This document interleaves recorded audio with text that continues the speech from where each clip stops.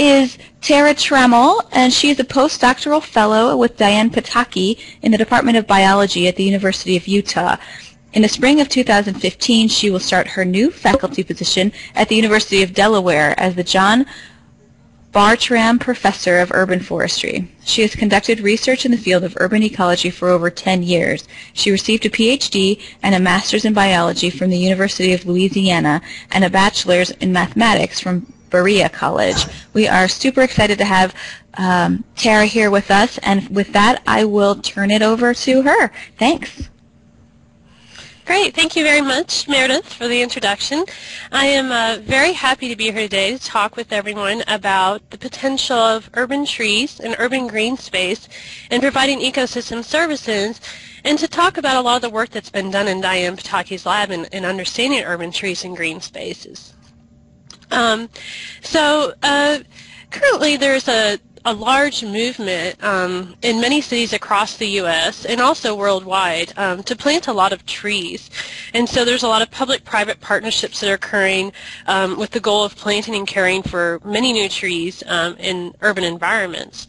And a lot of this sort of movement is being fueled by the idea that there are many possible environmental benefits that urban trees can provide, such as climate change mitigation.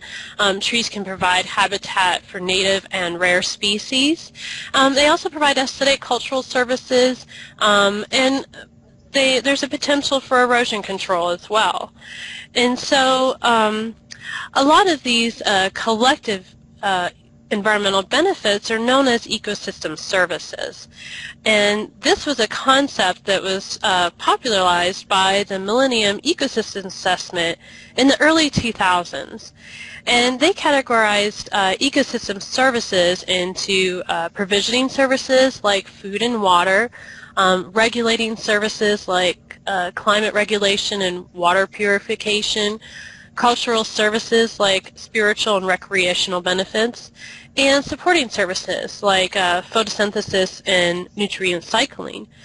And so we know that urban trees and urban forests have the potential to provide a lot of these services, but it's also important to consider the potential ecosystem disservices or the costs that could be entailed to the economy and society.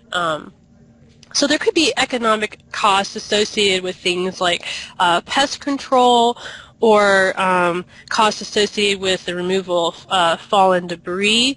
There could be health issues that are stemmed from pollen from trees, and this could cause allergies and other sort of health issues. Some people sort of have this sense of decreased safety sometimes with increases in urban trees because it obscures the view, and they maybe have more fear of more criminal activity. And there could also be environmental costs like associated with increased water use. So it's important to consider not only ecosystem services, but also disservices that could be potentially associated with urban trees. And so for this talk today, we're going to focus on sort of the effects of trees, urban trees and urban green space on climate, especially in urban environments. And these effects could be positive or negative, and that could depend on species or site conditions or many other factors. And so first we'll talk about carbon sequestration, or the removal of carbon dioxide from the atmosphere by trees through that occurs during photosynthesis.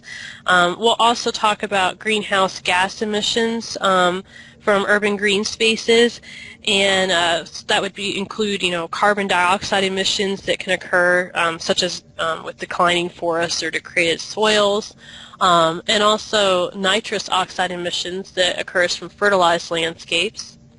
I'll also talk about the effects of trees on energy balance of an ecosystem through shading, evaporative cooling, and the indirect effects on building energy use. And lastly, we'll talk about how trees can modify hydrology through absorption of stormwater and groundwater, and by altering the water balance of an ecosystem. And so we'll talk about all four of these and how urban trees or an urban green space can affect climate and urban environments. So, so how do we know that, or how can we assess the ability of urban trees to provide sort of the intended ecosystem services that we have for them? And one way is to measure. Scientists that we can use to do this. And so it's important to study urban trees and forests and to measure a lot of these sort of services. But when we do this, we have to consider sort of the place that we're in. So ecosystem services could be very specific to a place. And for example, how trees would affect the climate or the water balance in cities will depend on the regional climate as well as where the species is normally to. So whether trees are planted in sort of a naturally wet climate is an arid system. And so when we add trees to arid or semi-arid areas, this could be costly in terms of water use. And so it's important to consider the species that we use and the place that we're looking at when we're trying to determine ecosystem services provided by urban trees. And so first, let's talk about the carbon sequestration potential of urban green spaces and urban trees. And so we know that trees remove atmospheric carbon dioxide through photosynthesis, and that plants are made up of about 50% of their biomass is carbon, so a lot of carbon is stored in plants. And a lot of this carbon is stored in long-lived plant tissues like woody biomass. And that as plant tissues nest like leaves or as woody debris falls, that these carbon sources are added to the soil. And soils can accumulate a lot of carbon over time. And actually in terrestrial environments, soils are store the majority of the carbon, and so they're very important for carbon sequestration as well. So to sort of assess carbon sequestration potential of urban trees and to what extent urban trees can sequester carbon, it's important that we measure the carbon stored in trees and soils, and to also consider how that compares relative to the amount of carbon dioxide produced or the amount of carbon emissions in urban environments. So a study by Pataki et al. That was conducted here in Salt Lake County to do this. And so this is a diagram of the model that they used. And basically they used this model to predict sort of the future net carbon emissions in the area. And they used sort of the role of climate and urban expansion, urban form, transportation, and the urban forest, and all of those factors together to see how they would influence net carbon emissions. And so they used this model to predict the capacity of carbon sequestration by trees to offset urban carbon dioxide emissions. And so they did sort of a bold simulation where they doubled the rate of tree planting on new land. And we can see this as an increase in the number of trees, which is the red solid line, versus the dotted red line, and an increase in the biomass, which is the solid green line, compared to the dotted green line. So that's the increase in the trees and the biomass in this sort of simulation over time. And what they found is that after 50 years, this increase in the trees offset about 0.2% of the annual carbon dioxide emissions. So that's not really a lot of offset. So, we know that sort of the urban photosynthesis that's occurring is sort of small in comparison to the fossil fuel combustion that happens in urban environments. And, we know this because fundamentally urban photosynthesis is just really very small in terms of energy in comparison to fossil fuels. That's because fossil fuels, are millions of years old, and so they have a lot of sort of concentrated energy. And modern photosynthesis by urban trees is just not comparable to that as far as energy output. And so, in addition, the amount of space that's available to plant trees in urban environments is not really high enough to offset carbon dioxide emissions in cities. And so urban planting may not be an effective strategy for carbon sequestration. So now let's sort of turn our attention and talk a little bit about urban green space effects on other greenhouse gases in addition to carbon dioxide. So I talked about how important soils are in storing carbon in terrestrial ecosystems. And in this study, they looked at urban parks, and they studied ornamental lawns and athletic fields in these parks and looked at soil carbon accumulation. And so the ornamental lawns represent areas like picnicking areas, things like that, whereas the athletic fields are like soccer fields and other things like that. And so the soccer fields start out with, sort of a high organic carbon, and this is primarily because they're imported turf, and so you're getting carbon inputs that are coming from outside the system, whereas the ornamental lawns were established from seed on existing soil.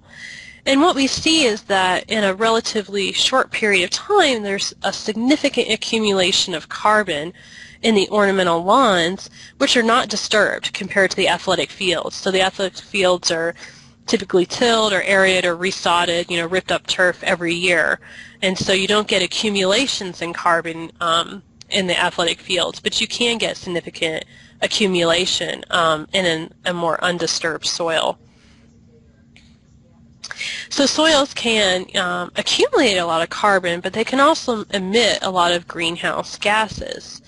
So nitrous oxide, or N2O, is a greenhouse gas with significant global warming potential. So compared to carbon dioxide, like on a molecule, of carbon dioxide compared to a molecule of N2O, it has 300 times the ability to trap heat in the atmosphere. So it's a very potent greenhouse gas. And nitrous oxide is produced naturally in the soil during microbial processes like, nitrification and denitrification and things like that. And fertilized soils can, have increased microbial processing occur in the soil.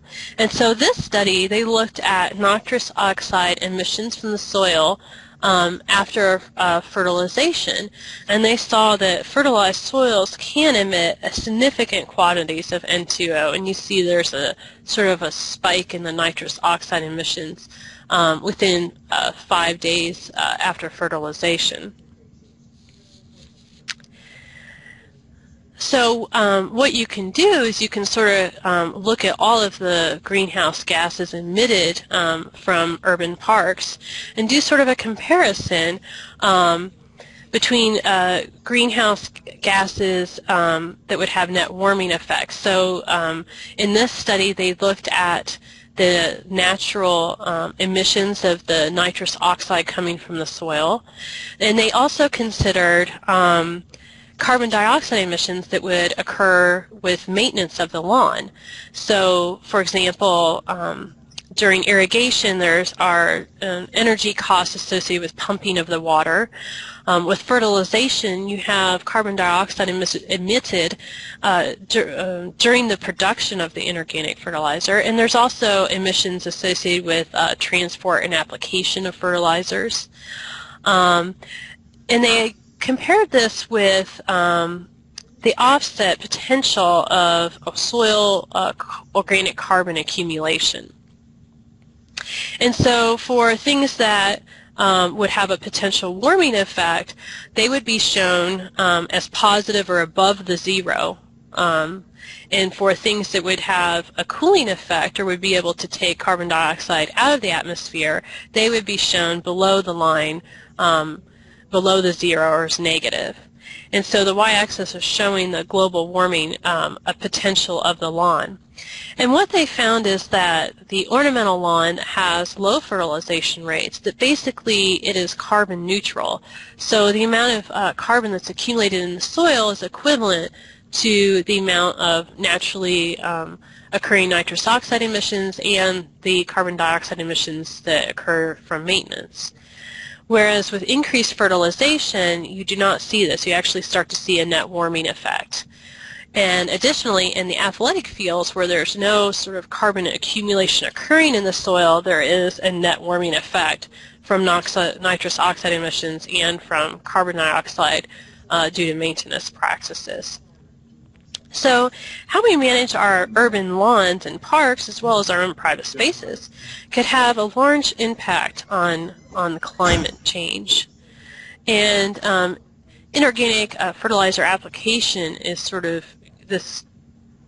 could increase, sort of the emissions or greenhouse gas contributions. So let's, look more closely at the potential cooling effect of green spaces and of energy balance. So the good news is that we know that urban trees can provide a significant cooling effect. And so this is an interesting study. Oops. Oh, I'm sorry, there's a graph missing on the right there. But basically what it shows, this was a study that was conducted in Los Angeles, California, and where they used satellite imagery to relate daytime air temperature to the percent tree cover. And what they found was a significant decrease in air temperature with increasing tree cover. So what should be showing on the right-hand side is a graph with a linear line going down. So basically, as air temperature is decreasing, the more tree cover that you have, the more trees that are put into the urban environment, there was lower air temperatures. And so there are a lot of ways, that trees can sort of provide this cooling effect. And so most of us will think about shading. And trees do provide shading, and that does help cool, but there's also some other ways they can affect air temperatures. And one of them is through the cooling due to transpiration, and that's the process of water evaporation from the leaves, and that's shown in the blue arrow. And another way would be through reflection. So trees can reflect heat, or it's also called albedo effect. That's the reflecting power of a surface. And so maybe lighter colored leaves could also reflect more heat, so that could be another way. So there's a couple of different ways that trees can sort of impact air temperatures and contribute to this cooling. And this could have, implications for energy demand. So in this study, what they looked at was daily energy demand, which is shown on the y-axis, and they related to this to the average daily temperature, which is shown on the x-axis. And what you can see is, at low temperatures you have a little bit higher energy demand, and that's probably due to heating during cool times. And then you kind of levels off, and there's get high, you get a really high increase in energy demand, most likely due to cooling or air conditioning costs. And so, as I showed before, that when you have this increase in tree cover, you can decrease daily temperatures. And so this could be associated with a reduction in the daily energy demand. So trees could have a large cooling effect, which it could also be associated not only with the direct cooling that they could do, but also indirectly by reducing carbon dioxide emissions that would be associated with air conditioning use. So, how we manage the forests can be different. If we're trying to sort of manage for decreased energy use or increased cooling versus trying to maybe maximize carbon sequestration. So, it's important to consider the cooling effect and relative to the carbon sequestration potential. And so, trees providing this, cooling benefit could be very important, and it might be a more important strategy for managing our urban forests. So in addition to that, let's think about then sort of green space and urban trees and how that relates to water resources. And so a big question then is, how much water do large urban street trees actually use?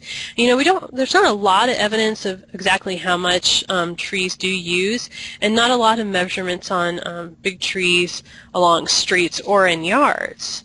But one thing we need to consider when we try to think about this is the species composition of the urban forest. And this study in Los Angeles found species from all over the world in Los Angeles. And how these species will react or behave when they're transplanted is important to understand. So how will a species that is, used to a music or wet environment react when it's planted in a desert? And this is actually, not easy to predict. So in this figure, what we're looking at is transpiration on the y-axis, and that's the amount of water movement through the trees. And on the x-axis is the evaporative demand, or you can think of this as how dry the environment is, or atmosphere is. So as the air is drier, what we expect to see is more transpiration occurring. And so that's sort of that first sort of jump up in the curve. And then at some point, this levels off because you expect trees to have some control over this, or over how much water they lose. But then what will happen with some different species as they're transported is not necessarily intuitive. So for example, Norway maple is a very commonly planted tree here, but it is native to humid environments. So as the air becomes drier, will the species exhibit more water use? That would be the dotted line on the top. So would transpiration just continue to increase as the air becomes drier? Or would the tree show more control over water loss? And that would be maybe the straight line, the straight dotted line going off to the right. Or could the tree just fail? So it's hard to know, how would these trees respond when they're placed in a different environment? So tree water use can be very different among species and not necessarily easy to predict. So fortunately, though, we have methods that we can use to actually measure tree water use, and even in very large street trees. And so this diagram is showing the method that is used. And basically, what you can do is place two sensors or two probes into the sapwood. That's the conducting tissue in the bark, and you can measure the sap flux. And the way this works is that the bottom sensor is unheated, and the top sensor is heated. And the difference in the temperature between the two sensors is an indicator of how fast the water is moving, or how much water the tree is using. So if water is moving fast, there'll be a small difference in the temperature between the two probes. And if water is moving slow or not at all, let's say like at nighttime, then there would be a large difference in the temperature between the two probes. So here is some data to show what that looks like. So this data is showing data, or these two graphs, these sets of graphs are showing data for over 1 day time period for 5 different species. So the top two graphs are showing transpiration rate, and the bottom two are showing the vapor pressure deficit, or BPD.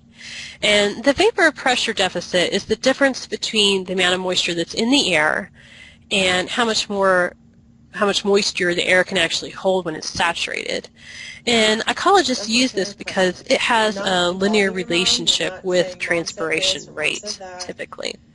And so what we can see is that as the evaporative demand increases, or as the air, you can think of this as the air is drier, the VBT is higher on the bottom two panels, that transpiration is also increasing.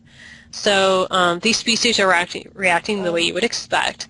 But what we see is that there's differences in how these species are responding to increased vapor pressure deficit in dry areas in their transpiration rates.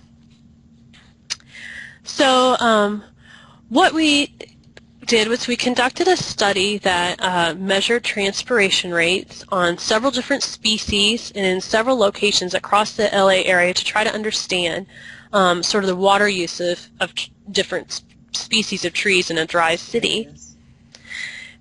And we took measurements on street trees, and here are a couple figures that show what that data would look like. And so in these figures, each bar represents the average daily transpiration rate. And so you can look at data over several months and see how the species may be similar or how they may be different in transpiration rates over time. And additionally, in these figures, we sampled 3 more species at the LA Police Academy, and these species have very different, you can see that they have very different transpiration rates, even in the same location. So they're responding quite differently to the atmosphere. And so what we can see is that species differences in water use can be quite large. And so on the y-axis here, we are looking at average daily transpiration rate in August, so across the month of August. And this is when you expect transpiration rates to peak or be the highest.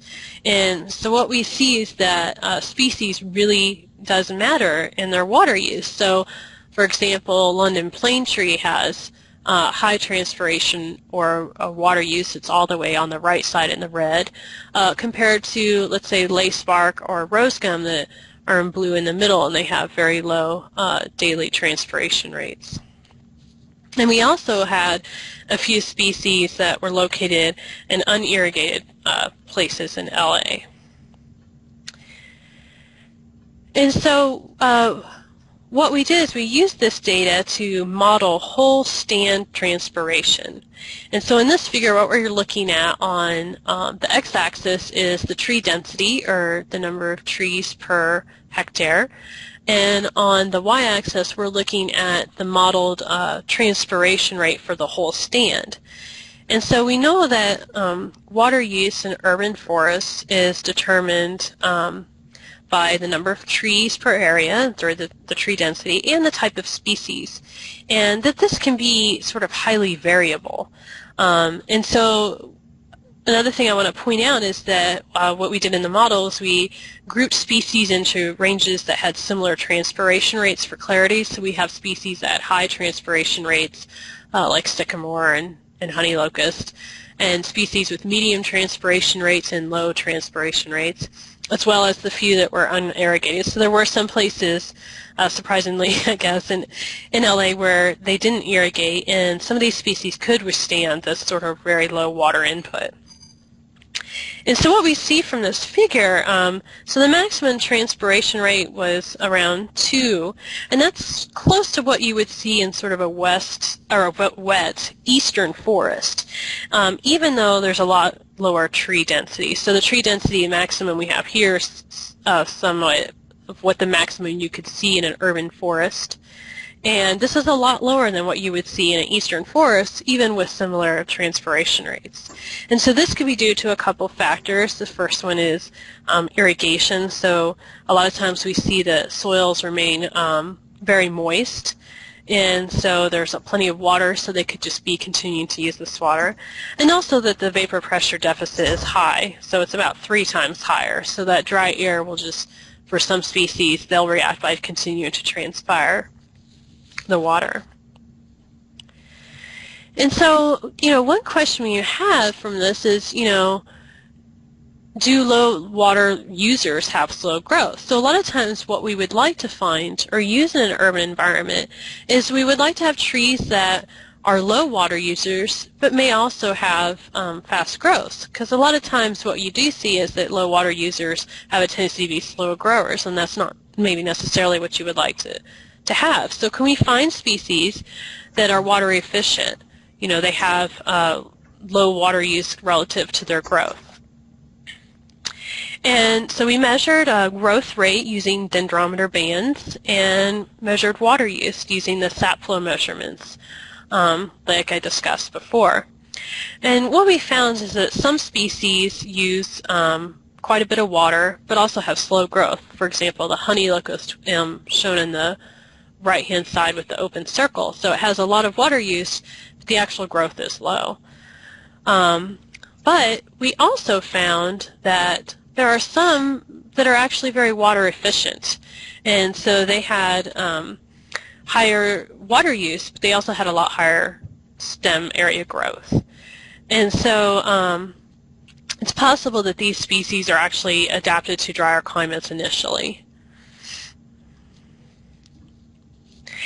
And so this last study that I'm going to talk about is was also conducted in LA, and they looked at the transpiration rate of the actual lawn or the grass. So they used chambers on the ground to look at water use of the lawn.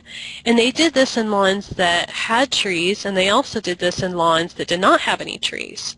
And what we see is on the y-axis is the total transpiration or water use in the lawn. And the yellow bars are representing the water use of the grass in areas that did not have any trees, so sort of an open, sunny lawn without trees. And the dark red bars are showing the grass water use in areas or in lawns that had trees. And then we added the tree transpiration in the open bars on top of those red bars. So that is including in these lawns that had the trees, the water use by the trees as well. And so what we see is that the lawns that had trees, even when you combine the water use of the lawn and the tree together, that total water use is lower than just the water use of the lawn in an open sunny lawn. So this shading from the trees could help reduce the water use of lawns. And so planting trees in lawns could be a water saving measure. And so there's sort of a, here's a summary of some of the things that we do sort of know about urban tree ecosystem services up to this point, but there's also things that we're still uncertain about. So for example, with carbon sequestration, there is what you would consider a low level of uncertainty currently about how much trees can sequester carbon in the urban environment. And we also sort of know that this potential of them to sequester carbon is a low magnitude. And additionally, if you look at like an ecosystem disservice, there's a low level of uncertainty of, the allergens, or sources of allergens from urban trees, but the potential magnitude of those urban, allergens could be high. And on the other hand, there are some things that we really still don't know a lot about, so there's a high level of uncertainty. So for example, an ecosystem service that we talk about, air quality mitigation, there's still a high level of uncertainty about the ability of urban trees to provide this service. We don't have a lot of empirical data or research that has actually looked at the direct effect of urban trees on air quality. And a lot of ecologists expect that the potential magnitude of this would also be relatively low, but we really don't know yet, so that's an uncertainty. And also an uncertainty about sort of the level, if we look at the disservice, the net greenhouse gases that could be emitted from urban trees or urban green spaces, sort of the level of uncertainty about that is high, but we expect that this magnitude could be moderate. So in conclusion, so these are the things that we've learned so far through our work and through our research, is that, so the direct carbon sequestrations in urban trees is unlikely to be effective for climate mitigation, and that's primarily because the sequestration of carbon in trees is relatively low to the amount of carbon dioxide that's emitted in urban environments. So it's really difficult for trees to offset this amount of emissions. We have also learned that fertilized landscapes can make this sort of climate problem worse by with this additional nitrogen to the soil, you get increases in the nitrous oxide emissions from soil that naturally occur, and you also get increases in carbon dioxide emissions due to the maintenance practices that are used on fertilized landscapes, like from the pumping of your irrigation water, CO2 that's produced during the production of inorganic fertilizers, as well as transport and applying fertilizers. So how we manage our landscapes can have a big impact. The good news is that urban trees do have a large cooling effect, and there's several different ways that urban trees can do this. They can do it directly through the evaporative cooling, like transpiration, but they can also do it indirectly through energy savings. By cooling the environment, you can also reduce potentially the energy demand used for air conditioning in hot weather. And we've also learned that urban trees vary greatly in their water use efficiency. So some trees can be very water use efficient, whereas others are not. And we've also learned that in some cases trees can lower the water use in the total landscape. So like we saw in that last study, that lawns that had trees actually used lower water. And so we can select species to meet our needs for modifying, water use and climate from what we have learned. And so, many sort of urban ecologists are starting to talk about, putting the right tree in the right place. And it's our hope that, some of the work that we're doing to try to understand how different species modify, water use and climate, that we can use what we've learned to help people manage urban forests. And so with that, we want to thank many collaborators and students and postdocs that have contributed to all of this work, as well as the funding sources for this work. And I would be happy to take any questions.